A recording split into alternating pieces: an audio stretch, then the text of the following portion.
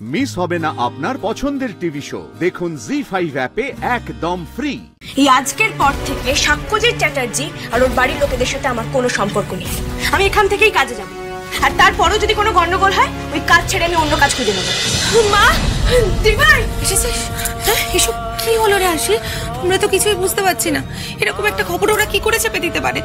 তুই আগে থেকে কিছু জানতিস না? আরে সন্ধ্যা, কি হচ্ছে কি?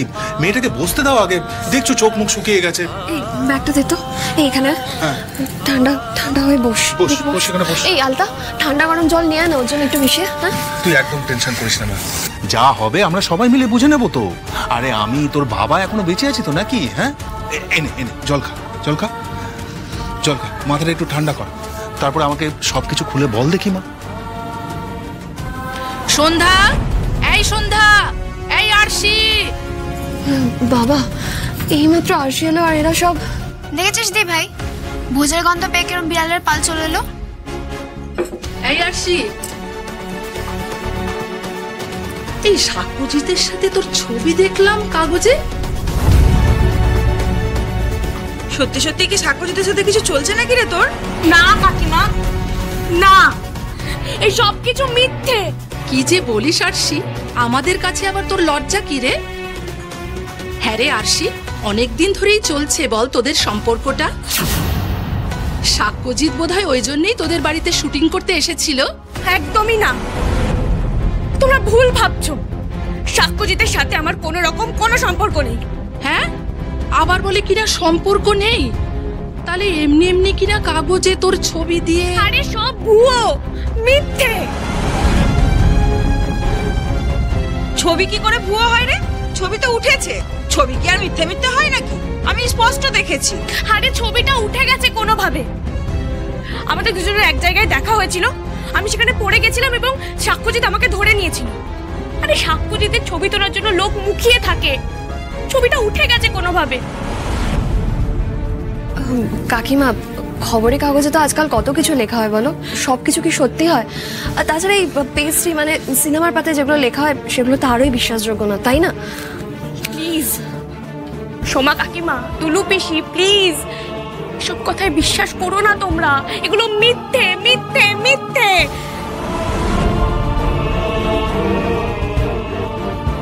তোমরা তোমাদের আরশিকে চেনো না? তোমরা জানো না আমি কিভাবে সংসারটা চালাচ্ছি? আরে খাটতে খাটতে আমার দম ফেলার সময় থাকে না, সেখানে আমি সিনেমার হিরোর সাথে প্রেম করব? কোথায় এত সময় আমার? তোমরা তো ছোট থেকে দেখছো আমাকে, বলো কোনোদিন দেখেছো কোনোদিন আমি বন্ধু বান্ধবদের সাথে আড্ডা মেরেছি? তোমরা তো এই পাড়া সেই পাড়ার খবর রাখো, কোনোদিন দেখেছো আমাকে সেজে গুজে কোনো ছেলের সাথে ঘুরে বেড়াতে? আরে পাড়ায় থাকতে একটা প্রেম করতে পারলাম না, আমি কলকাতায় দুদিন কাজে গিয়ে সুপারস্টারের সাথে প্রেম করে ফেলবো? হ্যাঁ, আমার খেয়ে দিয়ে কাজ নেই? প্লিজ একটু বোঝো প্লিজ। কাকিমা, এগুলো সব মিথ্যে রটনা, ভুয়ো খবর, এগুলোতে কান দিও না। বৌদি, কাকিমারা, দয়া করে আপনারা আসুন। ও কলকাতা থেকে অনেক পরিশ্রম করে এসেছে, ওর বিশ্রামের প্রয়োজন, আপনারা আসুন প্লিজ। হ্যাঁ চলো চলো। উফ, কেমন সব লোকজন, সারাদিন শুধু পরনিন্দা পরচর্চা করে যাচ্ছে।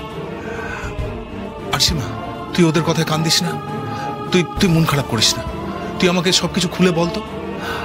আচ্ছা, ওখানে কি ঘটেছিল? মানে হঠাৎ করে তোর ছবি ছেপে দিল কেন? ওরা খুব খারাপ মানুষ বাবা।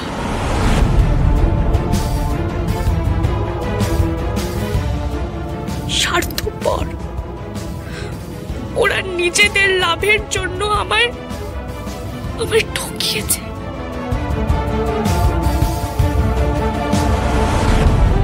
কি রে পেলি? না গো মা, সুইচ অফ বলছে।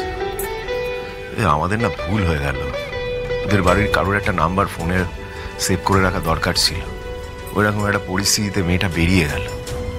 এখন বাড়িতে পৌঁছতে পারলো কিনা কে জানে, আমার খুব টেনশন হচ্ছে মা। আমি একটা অন্য ভয় পাচ্ছি বড়দা। টাকি তো ছোট জায়গা, আমি ছিলাম ওখানে অনেকদিন। আজকের এই খবরটা নিয়ে ওখানে কিন্তু অনেক কথা হবে, মেয়েটাকে হাজারটা প্রশ্ন করা হবে। কি করে যে সবটা সামলাবে মেয়েটা। আমিও সেই কথাই ভাবছি রে খোকন। মেয়েটাকে হাসপাতাল থেকে বাড়িতে ফিরতে না দিয়ে দায়িত্ব নিয়ে আমাদের বাড়িতে নিয়ে এসেছিলাম। কিন্তু মা, কোত্থেকে যে কি হয়ে গেল। এখন মেয়েটা বাড়িতে পৌঁছতে পেরেছে কিনা তাই বুঝতে পারছি না। পথে ঘাটে যদি কোনো বিপদ আপদ হয় কি। আচ্ছা মা, আমি একটা কাজ করি, আমি ওদের বাড়ি থেকে একবার খবর নিয়ে আসি। হ্যাঁ হ্যাঁ, তাই কর বড় খোকা। হ্যাঁ, একবার ওদের বাড়িতে যা, গিয়ে দেখ তো কি অবস্থা। হ্যাঁ, তাই যাই। যা।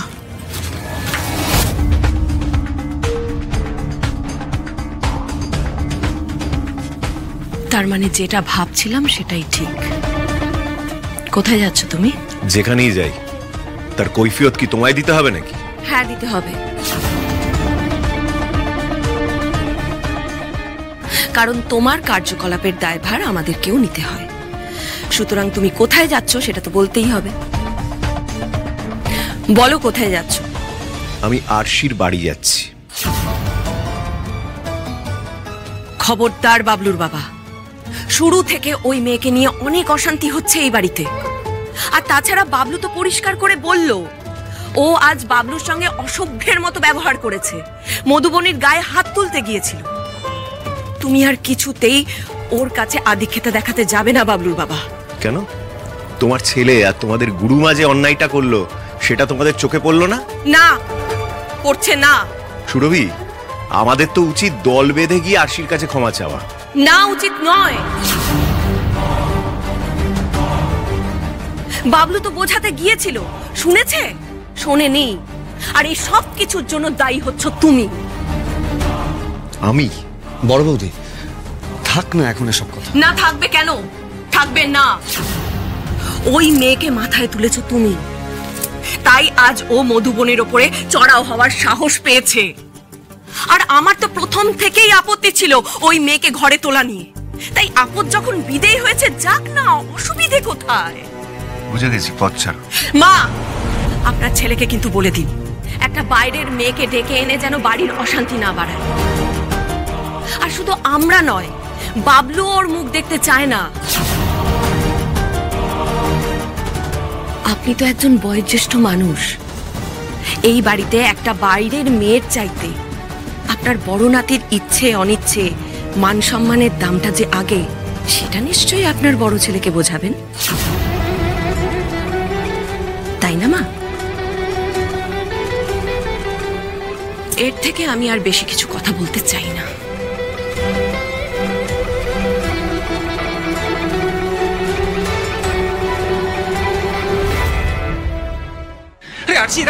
এরা কেমন লোক? এরা তো ডেঞ্জারাস। হ্যাঁ, সেদিন নিজে থেকে এসে তোকে ওনার বাড়িতে নিয়ে গেলেন, আমরা তো ভাবলাম ভালো মানুষ। না রে দিদি, ওরা স্বার্থ ছাড়া কিচ্ছু বোঝে না। এই আজকের পর থেকে সাক্ষ্যজিৎ চ্যাটার্জি আর ওর বাড়ির লোকেদের সাথে আমার কোনো সম্পর্ক নেই। আমি এখান থেকেই কাজে যাব, আর তারপরও যদি কোনো গন্ডগোল হয়, ওই কাজ ছেড়ে আমি অন্য কাজ খুঁজে নেব। হ্যাঁ রে, সেই ভালো। ওদের সব বড় বড় ব্যাপার, তোকে আর এসবের মধ্যে জড়াতে হবে না। একদম ঠিক বলেছো মা। জি5 ডাউনলোড করুন আর সব এপিসোড দেখুন একদম ফ্রি।